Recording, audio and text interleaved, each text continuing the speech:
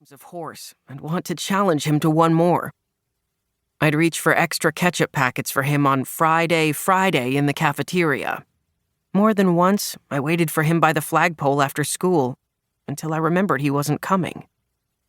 Isaac's grandparents still live in Half Moon Bay, so he'll still come down every once in a while, but I have no idea how I'm supposed to fill this summer without backyard hoops and gaming marathons and trips to the beach.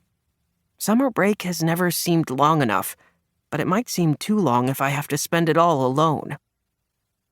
As I wander around the grove, trying to remember where we buried the time capsule, I check my phone, but Isaac hasn't texted back. Maybe he's still asleep. Or maybe he's moved on with city friends who are cooler than me. Maybe the rubber band of our friendship has been stretched too far since he left, and even when he comes to visit and we're finally unstretched, everything will be not tight and wrong-shaped. Because if I'm being honest, he barely even texts anymore. I have other friends, but they're school friends or basketball friends. Friends for one specific setting or sport.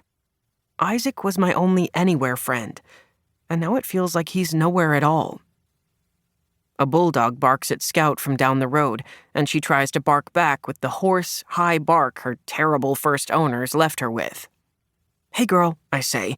"Don't worry, we're okay." She pushes her nose against my palm, and I stroke her soft, honey fur, between her ears, over her neck, down her back. We've trained each other, me and Scout. Then, suddenly, Scout stands at attention. Somebody's coming. But somebody turns out to just be Dad, rattling through the fog in his old blue truck. He parks and climbs out, thin legs shooting down from basketball shorts like mine, hair cut too close to be as messy as mine. "Wow, Drew," he says, pulling a bright orange box from the passenger seat and hiding it behind his back like I haven't already seen it. "Fancy meeting you here." "Fancy as a bologna sandwich." Dad laughs and ruffles my hair.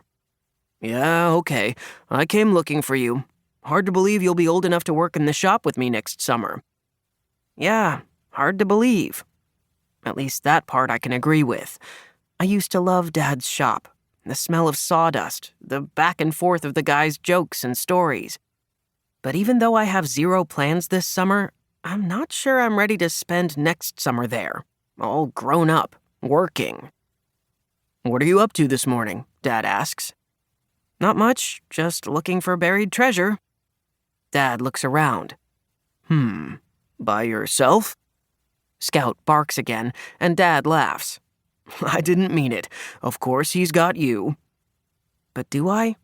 Scout's already distracted by some other dog's pee on a rock, which seems like a good idea. Getting distracted, not peeing on a rock. Dad scratches Scout behind her ears. "Find anything?" "Nah," I say, dropping the shovel in the back of his truck because I don't even know where to dig, and I feel kind of embarrassed holding it. "But I think there might be something behind your back." Dad swings the box around and holds it out. "There sure is. A surprise for you." "Oh," I say, kind of surprised. I take the box and flip the lid, and holy cheese nuggets, there they are. Black and gray Nikes with bright orange soles and laces. San Francisco Giants colors. The most beautiful shoes I've ever seen. People write songs about shoes like these. They even have a smell, one that says Nike Factory instead of knockoff. "Try them on," Dad says, even though the solid white 7 on the side of the box tells me they'll fit. When I slide my feet inside, the feeling goes beyond fit.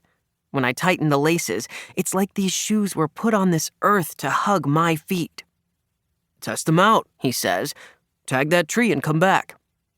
"Are you sure?" I ask. "I don't think we can take them back if I wear them." Dad nods and waves me away. So I tag the tree and turn around, and I swear these shoes are like tiny trampolines. When I start to take them off, Dad reaches out to stop me. "What if we take them for a longer test drive?" "Can't we just shoot hoops?" Dad and I have been playing basketball together since I was old enough to dribble. It wouldn't be the same as playing with Isaac, but it would sure be better than running. But Dad's not giving up. I thought maybe we could try some.